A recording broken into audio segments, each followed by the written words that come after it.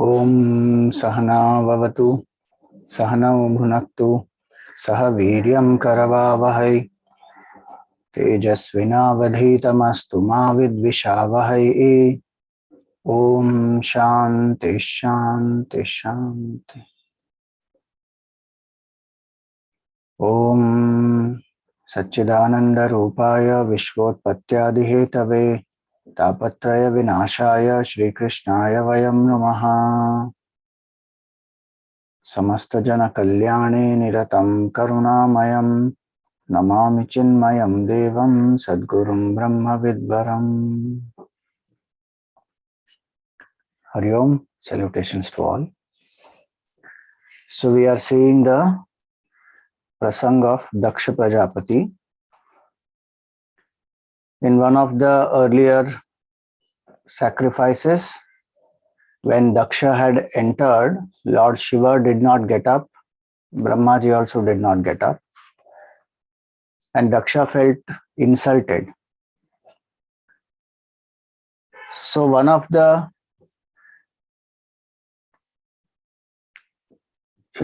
expectations one has and attachments one has is the need for respect, recognition, honor, praise, and then one feels good about it. If that does not come, one takes it personally, one feels insulted, which is what Daksha felt. For a seeker, this is an obstacle.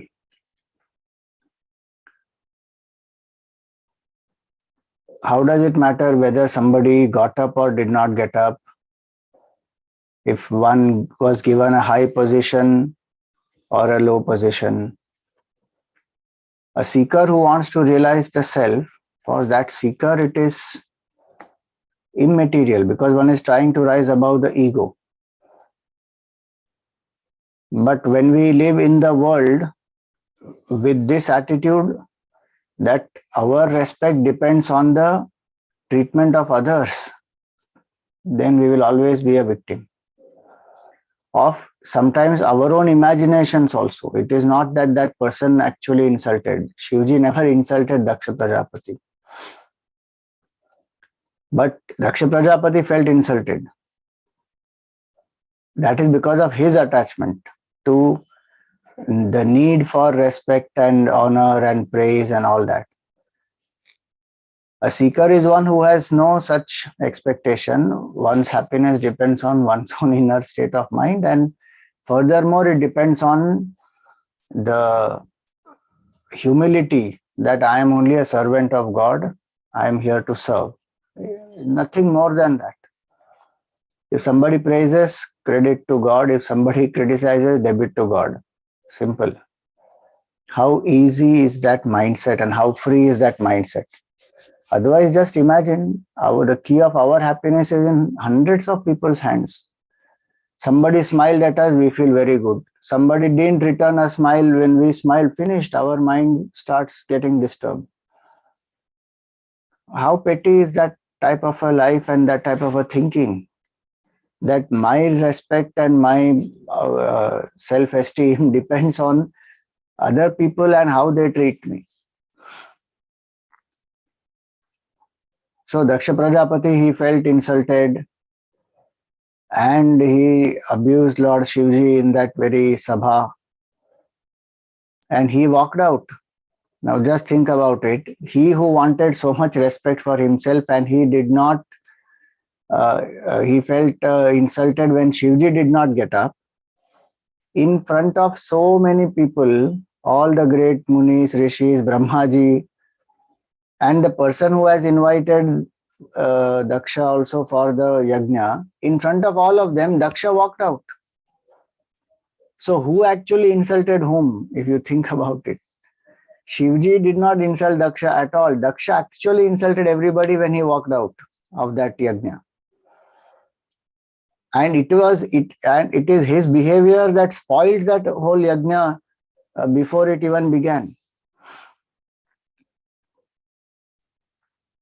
So when he walked out insulting Shivji, Nandi cursed Daksha and his followers, and then he cursed the Brahmanas who were supporting him.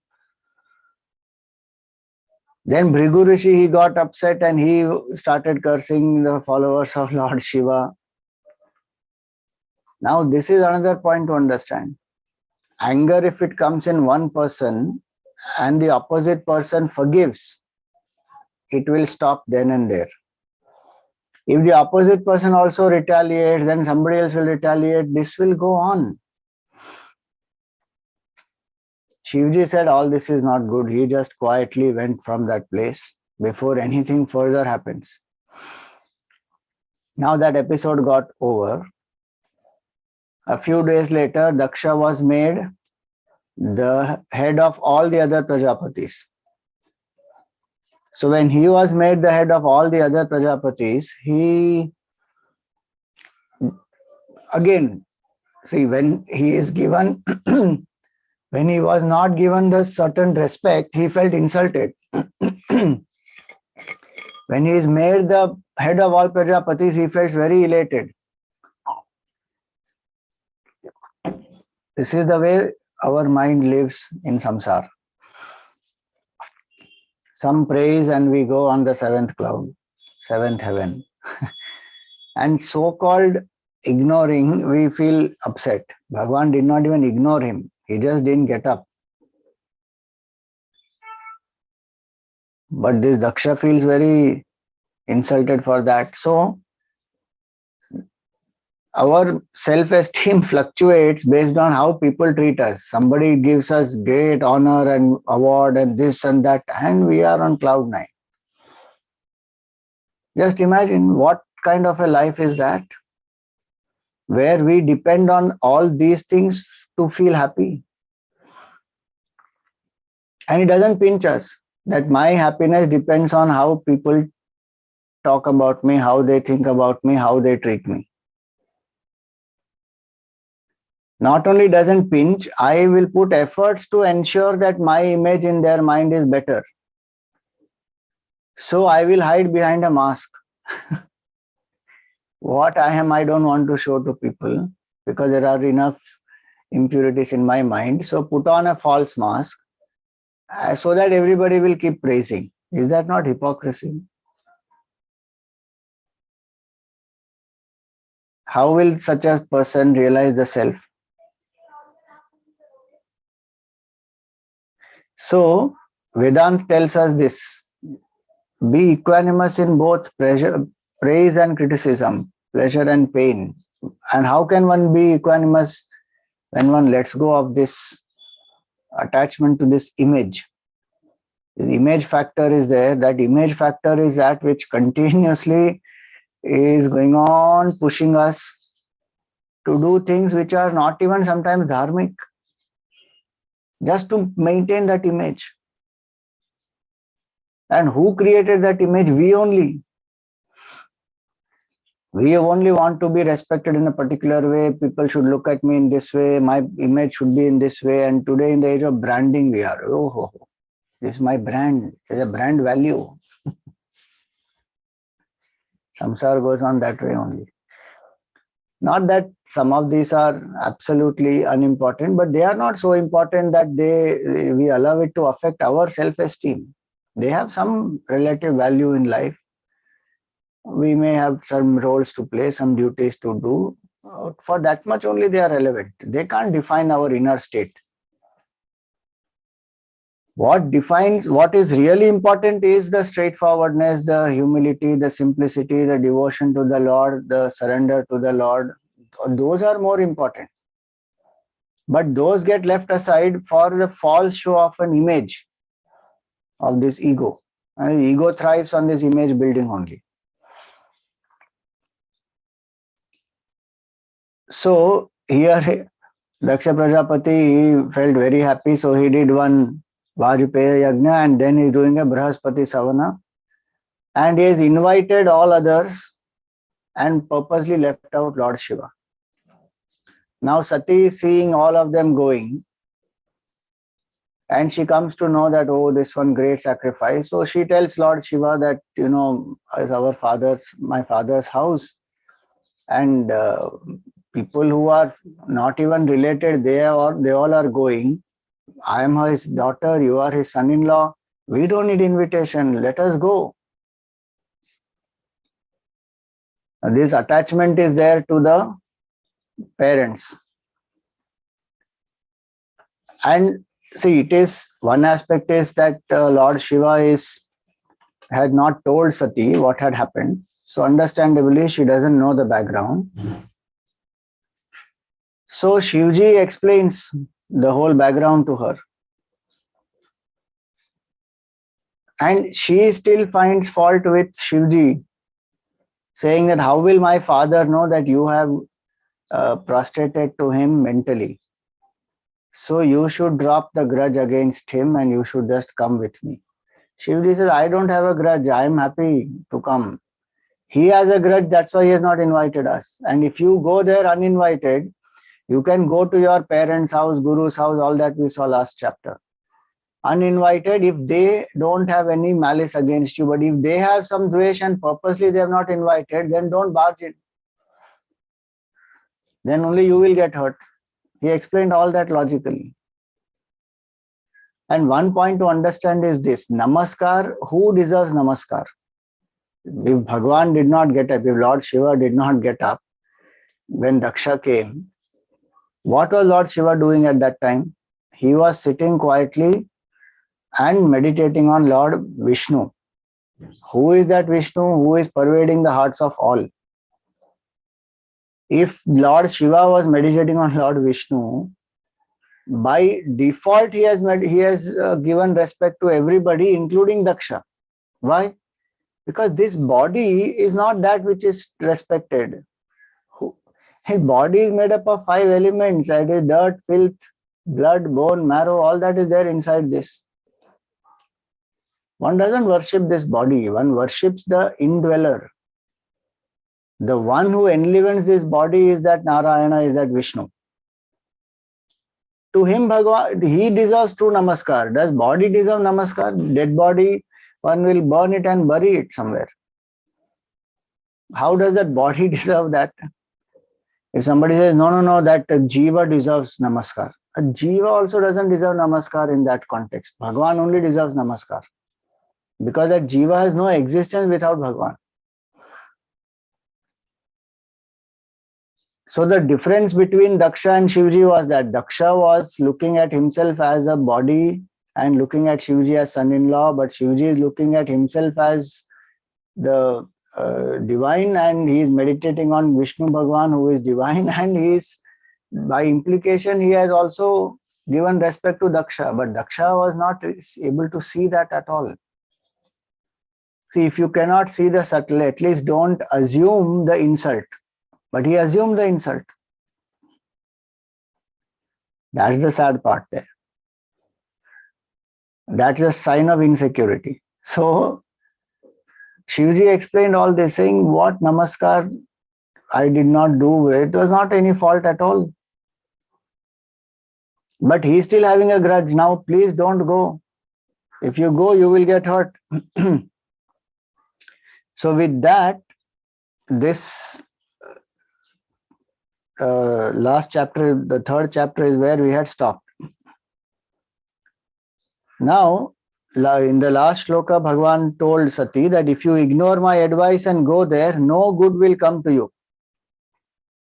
For when a man who is held in high esteem suffers indignity at the hand of a relation, the affront forthwith causes his death. Even that much warning he gave, that you may even die in this process. You will feel insulted, you will feel it is worse to live now with this type of an insult, so don't go. Now Sati is a symbol of our buddhi. Now this buddhi of ours does not want to listen to what the Shastra says or what the Guru says or what Ishvara says. That buddhi wants to do its own thing. Daksha is the jiva. And this Buddhi is Daksha's daughter. And the Buddhi doesn't want to listen to Shivji. Shivji here is Guru Swarup. Doesn't want to listen. Now she decides. So the fourth chapter starts with this. Maitreya Rishi is narrating. Etavaduktva virarama shankaraha patnyanganasham yubhayatra chintayan suhriddidrikshu parishankita bhavan nishkramati nirvashati dvidha sa etadukta virama shankaraha. Now having said what he had to say, Shivji became quiet because he understood that Sati is going to die either there or here. Her time has come. Patnyanga nasham, that is the expression there, that she is going to die. Bhagavan is Trikala Jnani, he is Bhagavan himself, so he knows. So what did he decide then? That she is swinging like a pendulum. Suhriddidruksha parishankita. So between the love of the parents and her sisters and all of them and me, now she is stuck in between. Look at this condition. Huh? This generally we find that man is caught between the mother-in-law, means his mother, and the wife. Here the woman is caught between father and husband. Now she's swinging, where should I go? Both the sides the pull is equal. But her mind is leaning more towards the father. So she is swinging like a pendulum, and she is also having fear. Her heart is there towards the parents, but she also has fear that, how can I leave Lord Shiva and go? If he comes with me, it is the best, then there is no conflict. Now, see, she is the daughter. She wants to go there, but he is the son-in-law, and he has explained the reasons that why we should not go there. All reasons have been explained properly. But she is not willing to accept those reasons. Otherwise, she will not swing in pendulum. She will say, no, even if my heart wants to go, I will abide by what you are saying. Matter ended. But that doesn't happen. Many times that is what happens. No? We are told also what should be done or what should not be done, but our mind gets tempted, and the attachment and attraction is so strong that one gets carried away in that way. So now she's swinging like a pendulum, and she knows that Shivji is not going to come, very clear. So she's angry on him, because if he came, her conflict would have ended. But he doesn't want to come because he is holding on to his principle. Not that he is not going there because he is insulted. And he has to forgotten that insult also. He didn't even come and share that with Sati.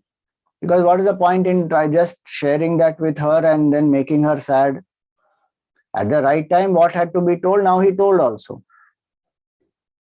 Because the solution, there is no solution there. It's only going to increase her misery. And, her thoughts about her father are going to unnecessarily become negative. So Shivji didn't tell. At the right time, when he had to tell, he told. And he is very clear, I don't have anything in my heart, but he is holding on to it, so he has not invited us. Now we can't go there uninvited. So she knows that he is not going to come. Now she is very angry. You see, it said that she burst into tears and she started weeping. And with anger, she is looking at Lord Shiva. That you, meaning she does not want this dilemma, If Shivji comes, no dilemma at all. Happily she will go. If Shivi doesn't come, she has to desert him and go. It will hurt him, it will hurt her.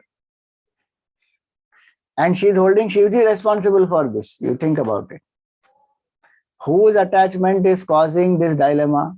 Sati's attachment. Who is she blaming for it? Shivji. Most of the time, we don't have the courage to own up our own attachments. We blame somebody or the other only for it. Here it is. She looks at Lord Shiva as though she is going to burn him. Bhavam Bhavani Apratipurusham Rusha Pradhakshyati Vaikshata Jata Vepathuhu. So she is looking at Shivji with such anger in her eyes as if she will burn Shivji only. Shivji is not bothered.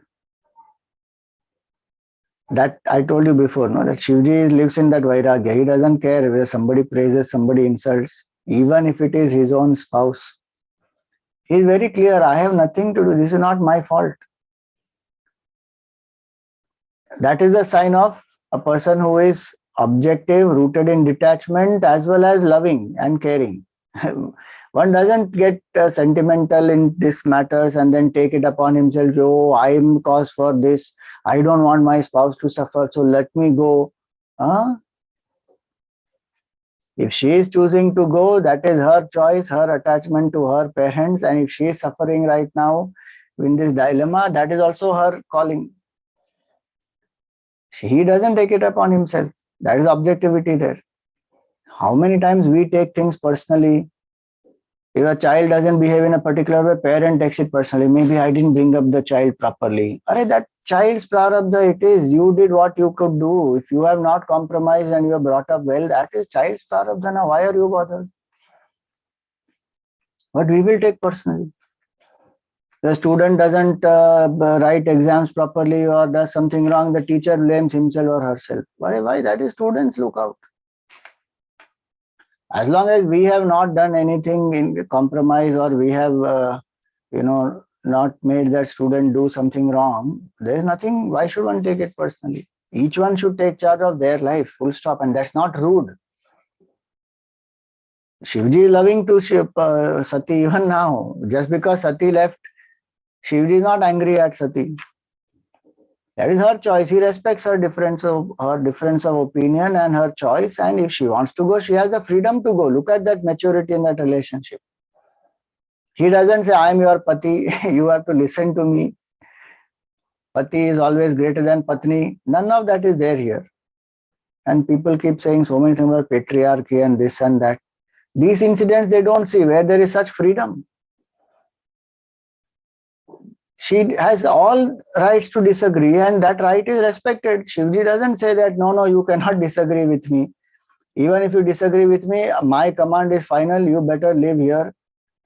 Otherwise, if you leave this house, you can never come back. All that sentimental drama you can see in the movies and all that. Shivji doesn't do any of that. If Sati wanted to come back also, she would have accepted her. Sati had learned her lesson, she would have come back. But Sati did not want to come back. That you will see as we go along. So this Sati felt, she is in dilemma. Now she is looking at Shivji with such anger. Now there is grief. She has been crying. There is anger. And this judgment of her is clouded. Now when her judgment is clouded, she finally decides. She gives in to her attachment to the parents. And she decides, she leaves Lord Shiva. And who is Lord Shiva? You see, the third sloka is beautifully given there. Pitroragastraina vimudha dhirgrahan premnatmano yordhamadat satam priyaha. That Lord Shiva, who has given Sati half his body, meaning he is Ardhanarishwara, that Lord Shiva, she leaves him and goes to Daksha's place because that emotions are clouding her judgment. She goes. There is not a single word mentioned here that Shivji felt insulted by this. Just look at this. Now, Daksha felt insulted, Shivji didn't get up. Sati is leaving Shivji and going. In both the cases, Shivji is not feeling insulted. When Daksha cursed Shivji also, Shivji didn't take it personally and feel insulted. When Sati is leaving and going also, he is not feeling that, oh, between me and the father, she chose father. How sad this is. What is the use of my love? I think I have failed in my love. None of that. You think about it. All these prasangas, they are very powerful in teaching us how to live in the samsara. Moksha is a different matter altogether. These qualities are prerequisites for moksha. Here we are talking about dharma. This fourth canto we saw, no? 4 prasangas for dharma, artha, kama and moksha will come. This is a prasang for dharma. That if one does the duties, what one is given the duties, whatever role one has taken up, if one does those duties anchored in the Supreme without getting affected by all these things, one prepares oneself to get mukti. That's the purpose of dharma and that's the purpose of our grahasthi life. Naturally, our mind will go through the pendulum effect and we will keep swinging between pairs of opposites, but that is the sadhana to come in the center, to come into the level of balance. So Shivji didn't take it personally at all. This is the consistent behavior which is the sign of maturity. See, sometimes we can become equanimous. Now and then even we can become equanimous. But consistently to be equanimous is sadhana. Shivji is equanimous. He doesn't take it personally. And when the closest of people are doing these things, at that time to be equanimous is the test. If somebody outsider is, telling us something or doing something, it doesn't affect us so much. The closest ones, when they do something, they affect us. Here it is the spouse and the father-in-law. And Sati, stuck between the two, chose the father-in-law and the parents and the mother and the sisters and all of them. Shivji said, okay, no problem, go. And no anger and no hatred or nothing, saying, go, let us see. Now let us see who wins. I'm telling you, you're going to get insulted there. Now you didn't listen to me. Now go and face the consequence. None of that. Samsaric mind will think like that. That it is me versus you, my opinion versus your choice. When he doesn't take it personally, because that is her choice, she will go through the karma phala of that. Why do I have to add this thing into it, the ego into it? Not required. Just imagine how free that mind is. Your choice, go ahead, face whatever it is. If I have to support you, I will support you. That you will see later, it comes also. But when the choice is being made, there is no threat, there is no ultimatum, and there is no ego issue there. That now let us see whose opinion was better. I told you not to go, you still went there. Now go through it now. None of that. So she goes. Now when she goes, Shivji looks at all his ganas, saying, go. How can Sati go alone? She should not go alone. So all these ganas also, they go. So many of them, thousands of them actually. So there is Maniman, Mother and so many others, and Nandi, who is the head of all of them, they all go with Sati. And they don't just go with Sati, just to give her company. They take all the things that Sati has, and she is the daughter, she is the wife of Lord Shiva. So there is a certain grandeur that she has. So they take her with all that grandeur. So Sati sits on Nandi and she has all these, her bird. So Sarika is her bird. Then there is the mirror. Then there's a lotus. There's a white umbrella. There are the chauris. There are the flowers, kettle drums, conches, flutes, accompaniments of music, everything. So she goes properly, like how the royal procession is. So she goes like that. And so the point to say here is that she was given a very beautiful send off, which is what we meant by when we said that Shivji didn't take it personally. He said, okay, your choice, go. With all honor, dignity, everything, she went. Aram se she went. Deep down, Shivji knows this is his last meeting with Sati. He's not going to meet her. Just look at that. Again, the detachment there. He's not going to meet Sati again after this now. And he knows it well. But still anchored in detachment. All the things, whatever she needs, are given. Now she goes. Now Sati reaches there. So Vedic hymns are being chanted, and each Brahmana is trying to chant. There's some competition, a healthy competition in the Brahmana. So these Vedic swaras are, people are listening from far and wide. They can listen to this great chanting of the Veda mantras. And there are lots of devatas and everybody who has come there. So when she goes there, she sees all this which is happening. She is very happy in one sense. And it is the sacrifice of Daksha Prajapati, yagna conducted by him. So she goes to him. He didn't give her any respect at all. Now look at Daksha Prajapati's mind. The issue he had is with Shivji. Daksha Prajapati had no issue with the daughter actually. But the daughter has come, but his issue with Shivji, he is holding that grudge in his mind and is showing it on the daughter. How sad is that? Sati left Shivji and came thinking that it is my father's house, my own house. I have grown up there, and my mother and my sisters and everybody will be there. I will go meet them.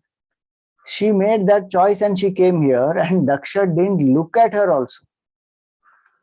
And because Daksha did not give her respect and did not even look at her, and he absolutely ignored her completely, other people are scared of Daksha because now he is the head of all the Prajapatis and all the Devatas come below him. Nobody is giving him her respect there except her mother and sisters. Nobody is bothered.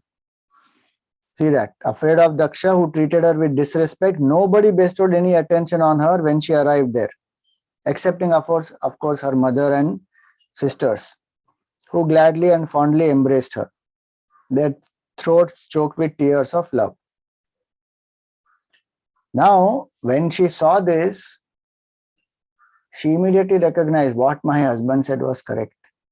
If Daksha is holding on to the grudge on him and he is deflecting that on me here. But she didn't take it personally that, okay, I am being insulted here. So she looked around. She did not receive any of these gifts and all those things which the mother and sisters were giving her, though they had no feeling of disrespect towards her. But now she is more interested to see what is happening there, because Dongre Maharaj says that she came to this yagna to ensure that the gap between Shivji and Daksha is filled. The how the fight which is there between them is resolved. And it should not spread more and more and more. It's not good for Daksha also, for the whole creation also. So she goes there with that attitude, but this is what happens there. So she sees there that there is no share given. Meaning, see, Devatas, they will come to receive the offerings. So they have come. Each one will take the sacrificial offerings. There was no place for Shivji to even sit. Ishana Disha is the Disha where Shivji presides over. So Shivji is one of the 8 Dikpalas here. Lokapalas, sorry, not Dikpalas. He is one of the 8 Lokapalas. And so as the role of a Lokapala, his Disha is the Ishana Disha, east. So he will sit there and the offerings will go to him. Like Yama is south, like that, different devatas and different gods have their own designated place. Now that place is empty, there is no asan there, and there is no, so 7 offerings are ready, the 8th one is not there. That means no offering was also kept ready for Shivji, the place also is empty, invitation is also not sent. That means it is an intentional thing, it is not that Daksha has forgotten. So she sees that, there's the sacrificial offering is not allotted to Rudra. So Shivji in the form of Rudra is the presiding deity. So Daksha had shown that wantedly he had done this to show disrespect towards the Lord. That's the strange thing. Bhagavan didn't even disrespect him, but Daksha disrespected him. He cursed him, he walked out of the assembly, and now he didn't invite him and he is not offering any of this. So who disrespected whom, actually speaking? If Shivji wanted to disrespect Daksha, he could have done many things. He could have retaliated against Daksha. He could have poisoned the mind of Sati when he came back against Daksha. He could have prevented Sati from going in through his force. None of that. So Daksha is disrespecting actually. So in that assembly, when she saw this, the 9th shloka, Rudrabhagam tamaveksha chadvaram pitra cha deve krita helanam vibhau anadrita yagna sadasya dhishwari chukopalokaniva dhakshyati rusha. So now she got very angry. And she is Jagat Janani. She got very angry and as though she will burn the whole world with fury. That was her anger. Now she got angry not because she was disrespected. You see that. She got angry because there is no place for Lord Shiva there. And that is what pinched her, that how can you insult my husband? And here it is Bhagavan himself. So,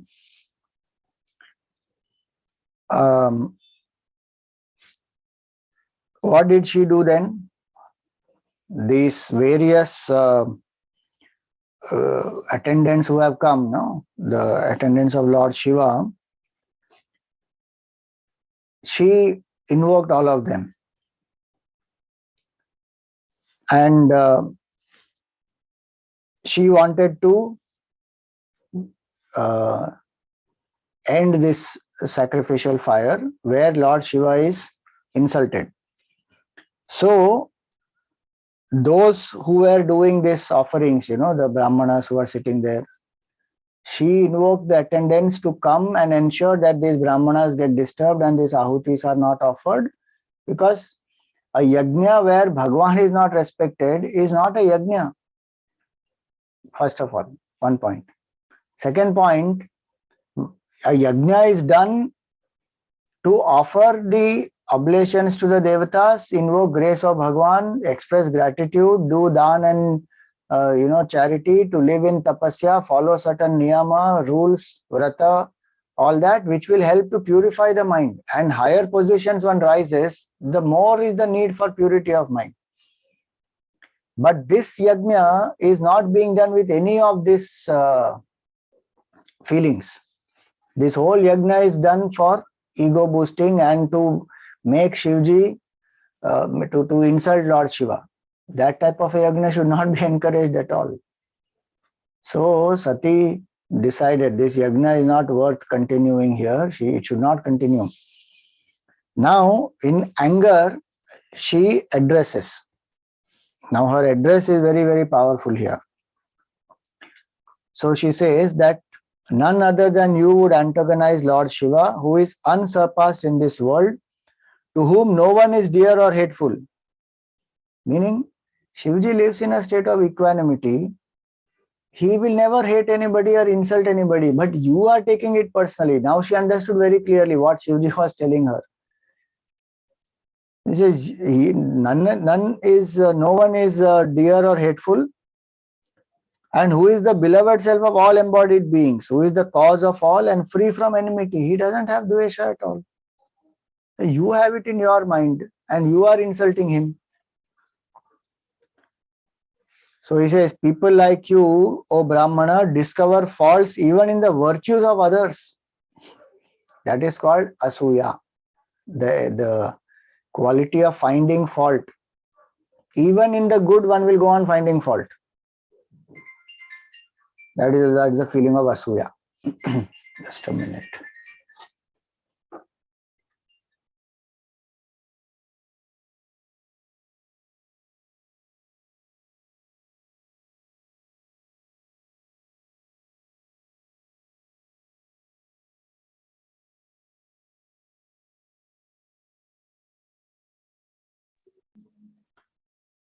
So here he says, she says, doshan paresham hi guneshu sadhavo grinhanti ke chinna bhavadrisha dvija gunanscha falgun bahuli karishnavo mahattamasteshva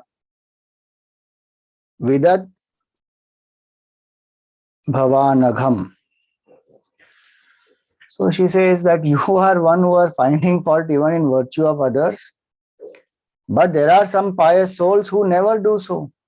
Meaning Shivji is like that pious soul. Now he has not bothered to even hold a grudge against you. And what are you holding a grudge against him, who is the self of all, who is abiding in equanimity? So the greatest of all are they who are want to magnify even the most trifling virtues. So not only they don't find fault with others, they will magnify even little virtues that people have and glorify them, because that's the way to grow. Virtues have to be highlighted. The more we keep developing virtues, the vices will automatically just go away. So that is what the great people do. But you have found fault even with such people. Meaning Lord Shiva is the one who is most compassionate, kind. He is Ashutosha. But you are finding fault even with him. Then she says about this body, because it is his body identification which makes him do all this discrimination. So she says that it is no wonder that those ignoble souls who declare the material body, which is no better than corpse, as the self, they always indulge in maliciously reveling exalted souls. Meaning, those who think of this body, they are looking down upon Shivji, who is beyond body. And you are insulting him. How can people who are full of body consciousness, living in the body, as the body, for the body, ever understand what is the state of one who is gone beyond body identification? In the world also we see that is what happens. No? People who are so attached to the body, they have the audacity to criticize Mahatmas who have gone beyond body. And all kinds of things they will talk. Children they are actually prattling something in their ignorance. Mahatmas don't bother at all. But these people unnecessarily they criticize such a person. So such a behavior befits those people, since their glory is obscured by the dust of the feet of those exalted souls. Because they feel very insecure. Because the dust of the lotus feet of such exalted souls as though obscures these people's glory. Well, pathetic, small, little, some power, position they have, and then they feel that is being, overpowered by the glory of such great Mahatmas. Tukaramji's all the books and abhangs, etc., they were thrown in the river by the Brahmanas. because they felt Tukaramji's glory is overpowering theirs. Are, where is Tukaramji? Where are these people? People spoke so many things against Kabir Dasji, against Mirabai. But that's the world, that's how the world is. So he says that you are doing these things and you hate Lord Shiva. Now she comes directly. Earlier she gave the principle, now she is saying directly. You hate Lord Shiva of sacred renown, whose command is inviolable, whose celebrated name of 2 syllables, Shiva, uttered with the tongue even once and that too casually, immediately wipes out the sins of men. That Supreme Lord, you are hating him. You bear enmity to that Lord who is a friend of all and the befriender of the whole universe, whose lotus feet are not only resorted to by the bee-like minds of exalted souls, thirsting for honey in the shape of the joy of absorption in Brahma, but also showered the blessings sought after by interested people. That Supreme Lord Shiva, you are hating him, who is a friend of the whole universe, meaning he is your friend also, and you are hating him unnecessarily. So like that she gives 13 verses, they are here, 11 to 23. This is her Upadesh to her own father.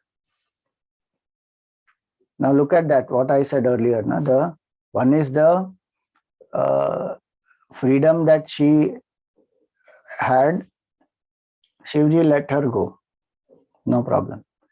Now as a daughter also, she is talking right in front of everybody.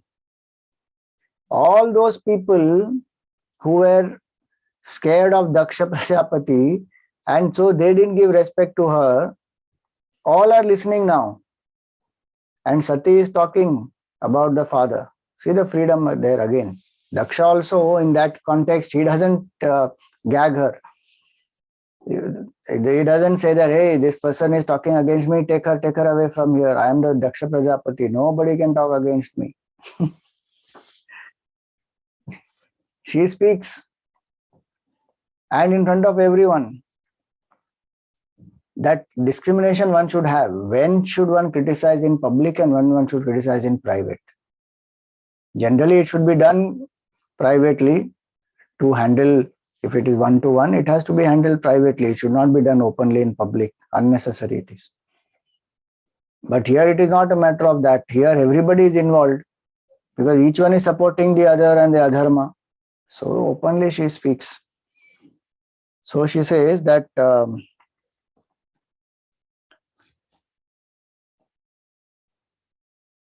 even, Brahmaji and others, they continuously respect Lord Shiva. Apart from you, everybody else respects Lord Shiva. That's the point she is making. That all people respect Lord Shiva.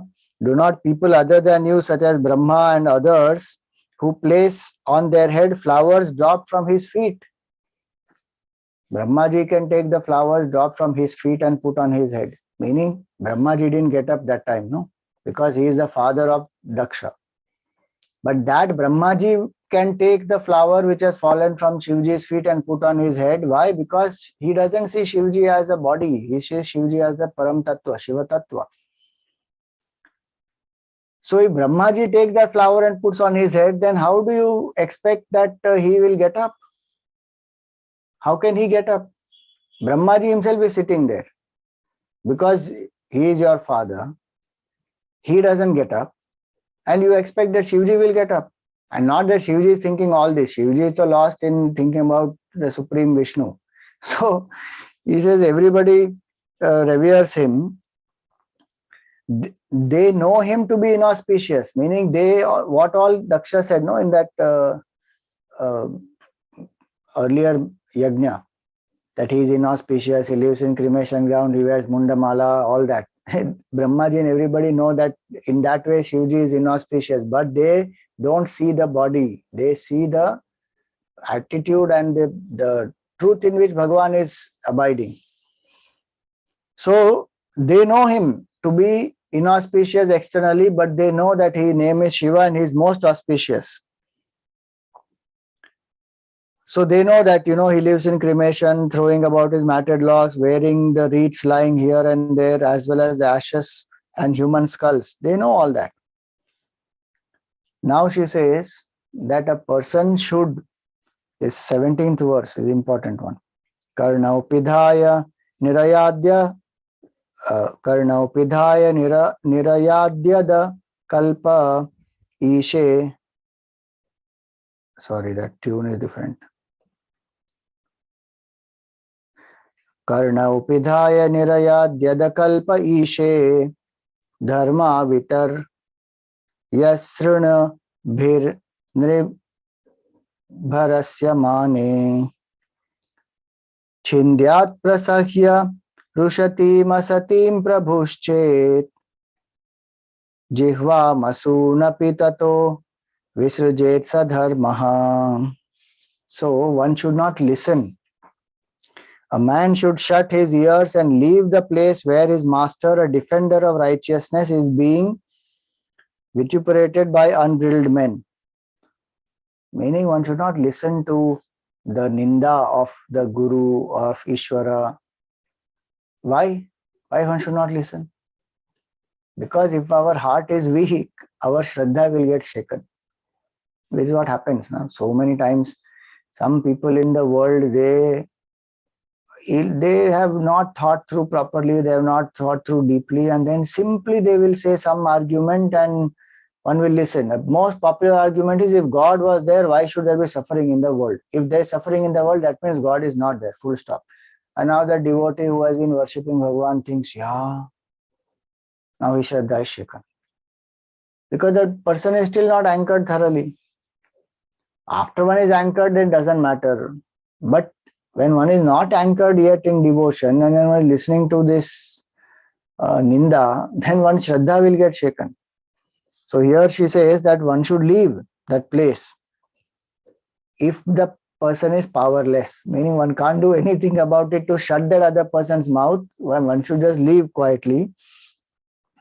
Or if he has power, he should forcibly cut off the vile tongue that indulges in such blasphemy. I mean, don't take it literally that we have to actually go and cut off, but meaning at least stop that person, put forth the counter argument, and stop that person from going on and on and on. And then she says, and then give up his own life as well, if need be. This is the dharma, this is the duty. Why? Because the body is meant to realize Bhagavan and not meant to keep listening to ninda. And if there is no way one can stop it, then drop the body. See, that is to say that one should not encourage the ninda of Shastra, Guru, Ishvara, all of these. Because those are the means for liberation. Now, if one hears ninda for that, then what will one hold on to in life? So, here she says, therefore, this is her conclusion. Why she decides this now? So she says, Atastavotpannamidam kalevaram nadharayishye shitikanthagarhinaha jagdhasya mohadhi vishuddhi mandhaso jugupsitasyodharanam prachakshate. So she says, therefore I will no longer retain this body. Why? It is begotten by you. It was begotten of you. Meaning from you this body is born. Sati is saying she is his daughter. So you are a vilifier of Lord Shiva. You have criticized Lord Shiva. You have consciously ensured that you insult him by not inviting, by not keeping an asan, by not reserving an offering. So the wise declare that one gets purified only by vomiting the impure consumed food through ignorance. If one has eaten something out of ignorance and that is impure food, there is indigestion, etc., then one has to vomit it out. So she says her body, she feels like that. She feels very impure and it has to get burnt now. That's the only method. The mind of a great sage reveling in his own self does not follow the utterances of the Vedas, meaning the person who is thinking about his own self will not think about uh, following the instructions of the Vedas. And that is compared now, just as the movements of an immoral and a human being vary, even so the ways of the enlightened and the ignorant are not alike.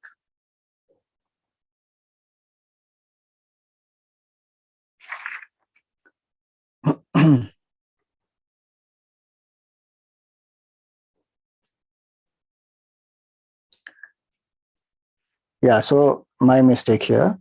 The first line is about the wise person, Mahamunehe. This is the mind of a wise person which is abiding in the true self. The wise person may not sometimes follow the instructions of the Veda because the person has already reached the destination. Vedas also dare not give, do's and don'ts to a jnani. What the jnani does will actually become the Veda. So a jnani can do sometimes certain things which are not necessarily as prescribed in the Veda.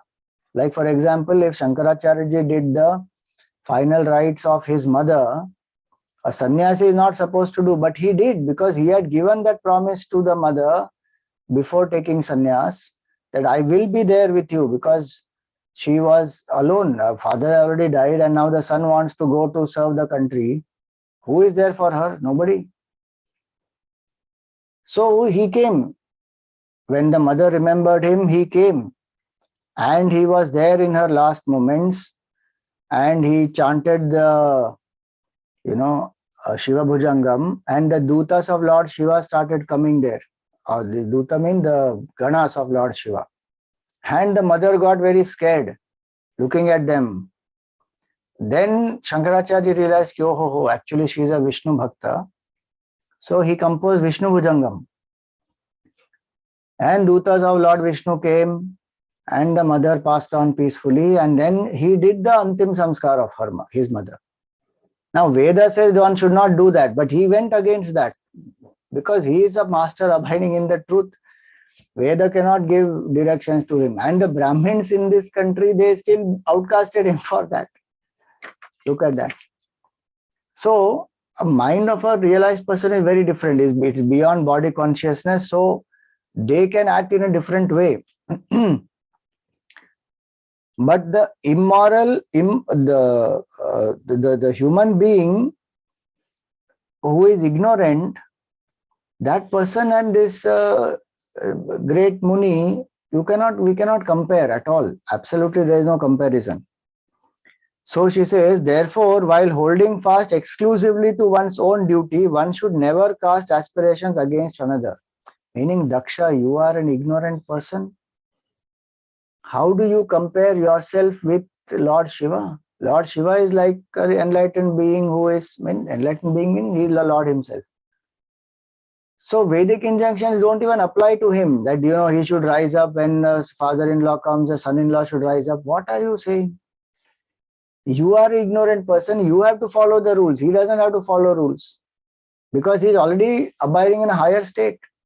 A person who does the duties will purify the mind to reach the higher state. Now here is a person who's already reached. He is already that self. Not only reached, he is the only self truly. So she says that you should have done your duties, but you have forgotten your duties. Now you should have called him.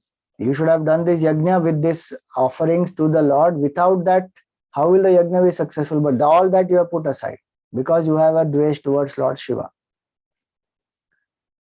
So she says that activity in the shape of performing one's religious duties, like the yagna and all these, and that consisting of pursuits carried on in retirement are equally right, meaning the renunciate's life, Nivritti Marg and Pravritti Marg, they both are equally right for different categories of people. Pravritti dharma does not apply to nivritti margi, nivritti dharma does not apply to pravritti margi. If somebody renounces action before one is ready for it, that person will face misery. And if somebody should be walking nivritti marg, comes into grahasti and tries to live like that, that person will also be miserable. So she says that the adhikar of both is different. So the Vedas give pravritti marg and nivritti marg for two types of people. One characterized by worldly attachment and other by its absence. Now that Daksha is a pravritti marg adhikari. Shivji is already established in nivritti marg. How can the rules be same for both? It is not possible. And a person who is following pravritti marg always reveres the person who follows nivritti marg, because that is the goal. Through nivritti only one will attain the supreme. And here it is Lord who is supreme, who is beyond pravritti and nivritti also actually. So it is not that a person has to follow the same. One cannot follow the same two parts at the same time. Pravritti and nivritti cannot be at the same time. So karma yoga is to be done in pravritti marg. Complete renunciation cannot happen in pravritti marg. So she says this here. The two are found incompatible in an agent practicing both at a time. But even as the one duty is not incumbent on the other type of men, so no duty of any kind devolves on Lord Shiva. So Shiva doesn't have any duty. Now you think that Shiva has duties and that he should get up when you came. That is, you have a duty because you are identified with the body, and duties will help you to rise beyond body identification. Daksha got a clear upadesha also. Sati is not just criticizing him, she is giving him the right upadesha, explaining him the reasoning why Shivji didn't get up and making him understand who is Shivji. In this whole Upadesh, you will see that the beautiful part is only that she does not say anything about her, saying, how dare you insult me, so I'm giving up the body. She says, you insulted Lord Shiva. And I am born of you. You have such body identification. I am born of you. I feel impure to have this body from a person who hates Lord Shiva. So see that.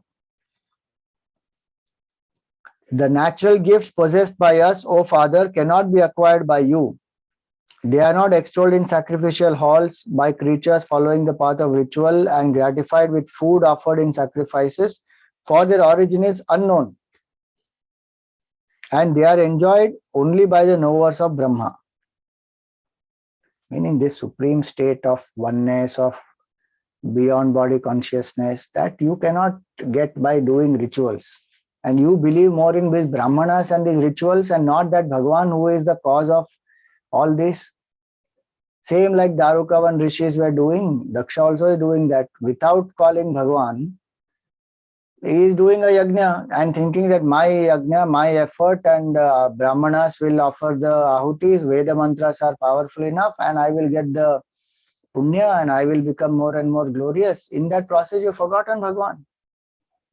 That state of consciousness can never be attained by just doing all this rituals and boosting up the ego and forgetting the Lord.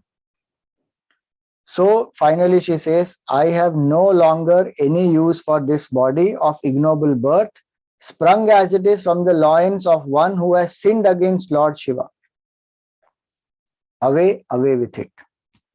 Naitena dehena hare kritagaso dehodbhavena lamalam kujanmana vrida mama bhut kujana prasangaha kujana prasangataha tajjanmadhigyo mahatamavadyakrit.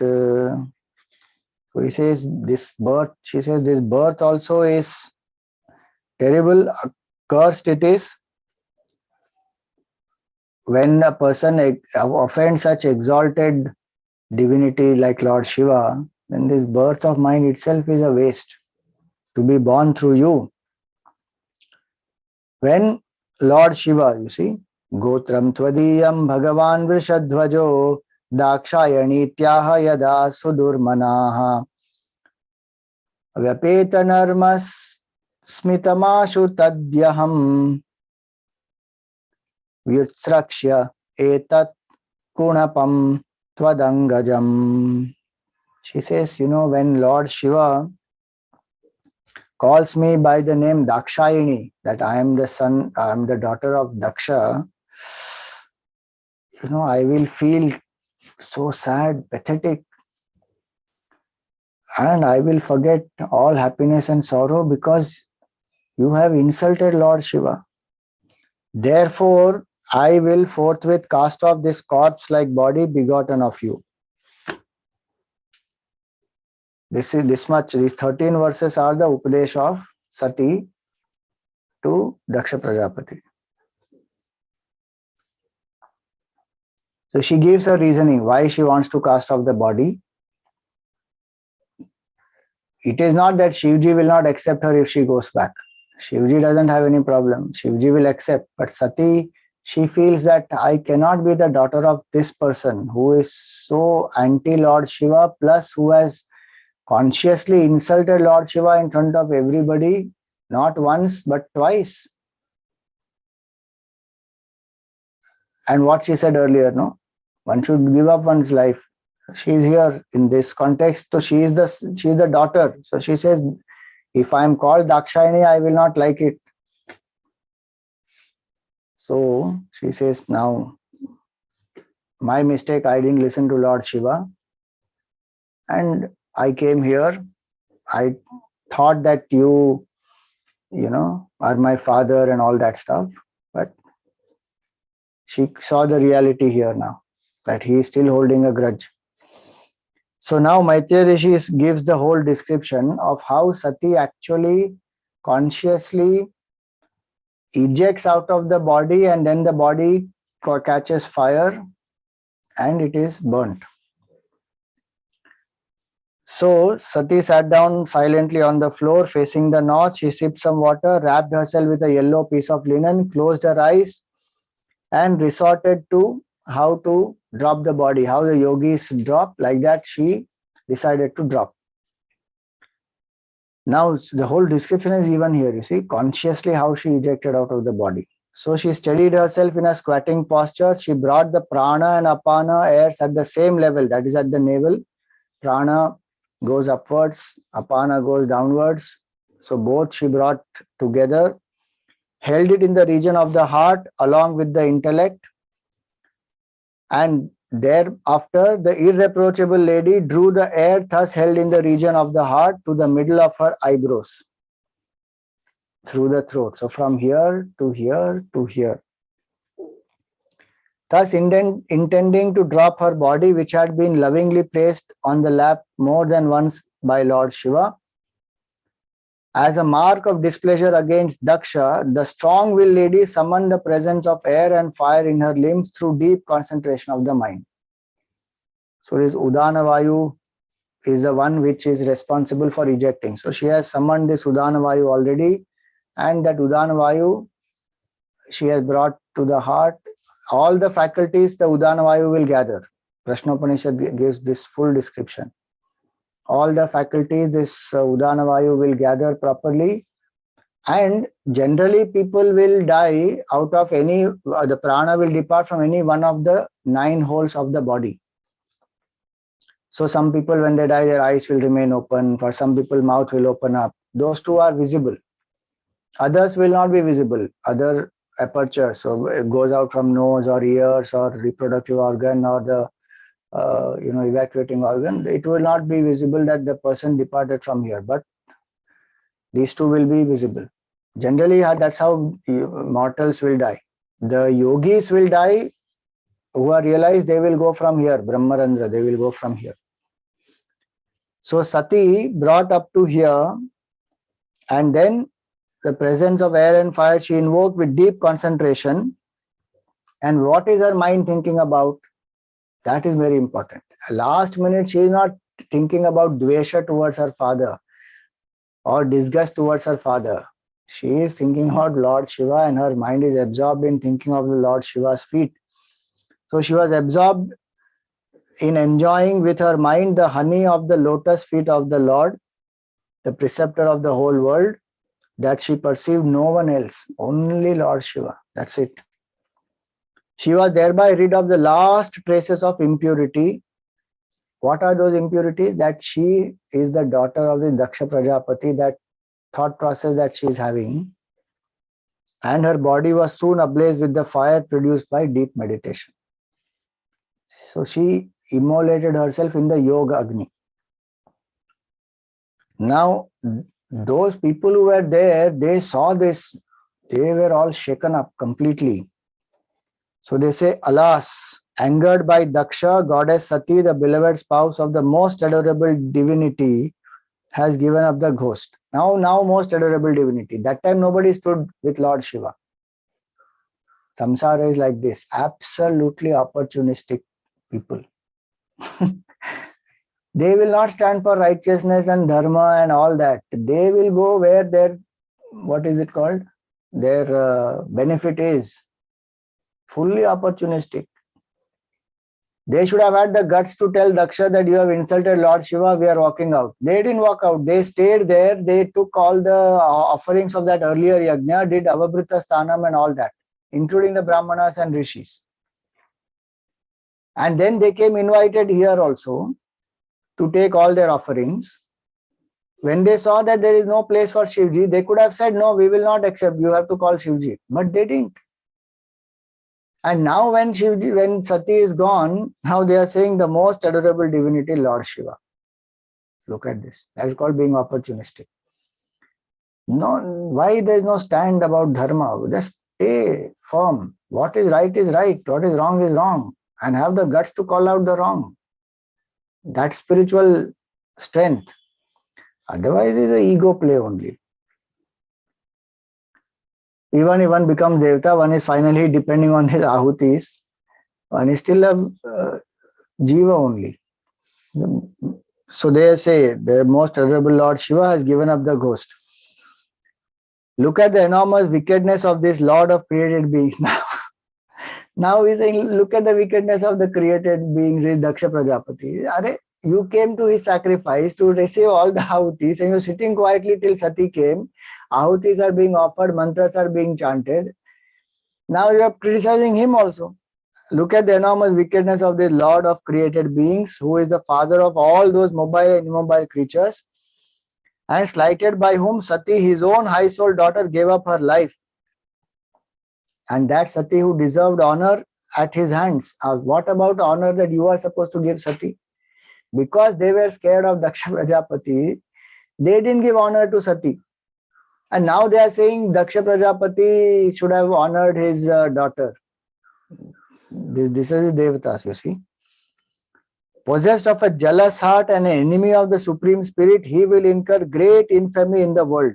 People will say that this Shiva hater did not forbid his own begotten child when she was preparing to die because of the ill treatment received from him. This is what I said. Attachment does not allow us to own up our own flaws. The Devatas are not feeling repentant that we also are a part of this. We did not respect her. They are cursing him that you will get infamy and you will not be remembered and you didn't do anything to prevent your daughter. Hare Ram. See the play of Maya. Now, when people were observing this, they were saying all this, attendants of Sati, they got very angry and they started attacking with weapons. At that time, this Bhrigu Rishi, he poured oblations into the fire with Dakshinagni, which is there. In that, he poured the offerings with the Yajurveda mantras, and he brought out this Ribhus. Ribhus are divine beings, one class of divine beings. So he brought out these Ribhus, and who they had got this, they have attained Chandraloka by their tapasya. So those Ribhus, they came in thousands with great force, they came and they bet up these attendants of Lord Shiva, and those attendants had to run.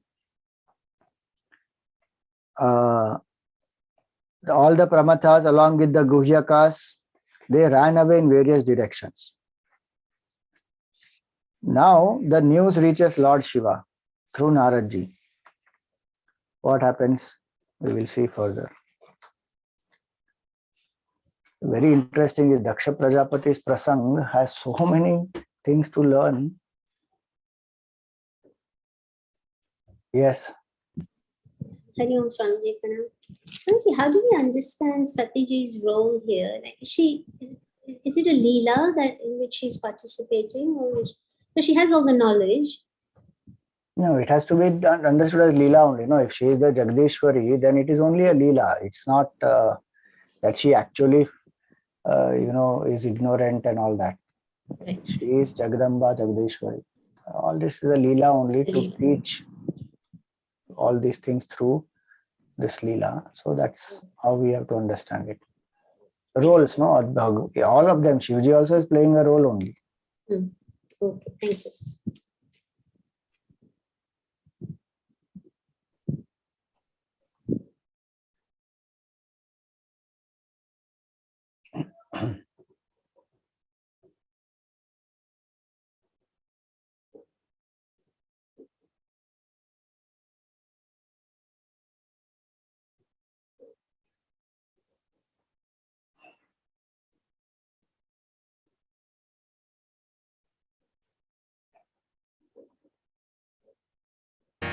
मंगल आरती प्रिया प्रीतम की, मंगल प्रीति रीति धूम की, मंगल कांति हसनी दसनन की, मंगल मुरली दीना धुन की, मंगल आरती।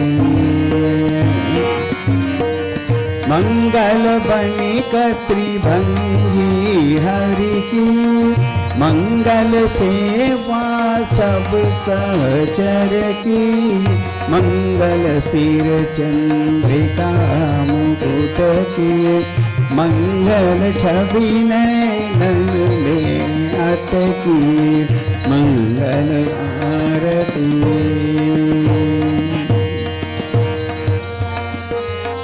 पभी अंग अंग की, मंगल गौर श्याम रंग की, मंगल अति कटि पियरे पट की, मंगल चितमणि नागर नट की, मंगल आरती। मंगल शोभा कमल नयन की, मंगल माधुरी मृदुल पैन की, मंगल वृंदावन मद अटकी, मंगल क्रीडन जमुना तट की, मंगल आरती। मंगल चरण अरुण तरुवन की, मंगल करणी भगति हरिजन की, मंगल जुगल प्रिया बावन की, मंगल श्री राधा जीवन की, मंगल आरती प्रिया प्रीतम की, मंगल प्रीति रीति डोल की, मंगल आरती। मंगल आरती। राधावर कृष्णचंद्र भगवान की जय। ओम न तत्र सूर्यो भाति न चंद्र तारकम्, नेमा विद्युतो भान्ति कुतो यमग्निः, तमेव भान्तमनुभाति सर्वं, तस्य भासा सर्वमिदं विभाति। सद्गुरुनाथ महाराज की।